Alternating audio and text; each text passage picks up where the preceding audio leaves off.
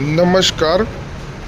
देखो, ये ट्रॉली को हमारे यहाँ से विजापुर गुजरात से हमारे यहाँ गुजरात में गांव का नाम नपाड़वाटो, तालुका डिस्ट्रिक्ट आनंद, गुजरात के लिए ट्रांसपोर्टेशन कराना है। कस्टमर का नाम है गिरीश भाई पटेल, गांव का नाम नपाड़वाटो, तालुका डिस्ट्रिक्ट आनंद, गुजरात। तो ये ट्रॉली कस्टमर की ऑर्डर से रिक्वायरमेंट से रेडी है।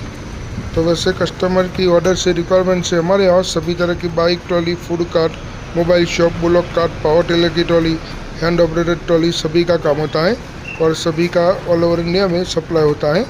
तो वैसे सभी अलग अलग वीडियो हमारी यूट्यूब चैनल पे देख सकते हैं। तो वैसे सभी अलग अलग टाइप की ट्रॉली को सभी अलग अलग टू व्हीलर में अटैच करके आराम से चला सकते हैं। तो ये ट्रॉली को हमारे यहाँ से विजापुर गुजरात से गांव का नाम नपाड़वाटो, तालुका डिस्ट्रिक्ट आनंद, गुजरात के लिए ट्रांसपोर्ट कराएंगे।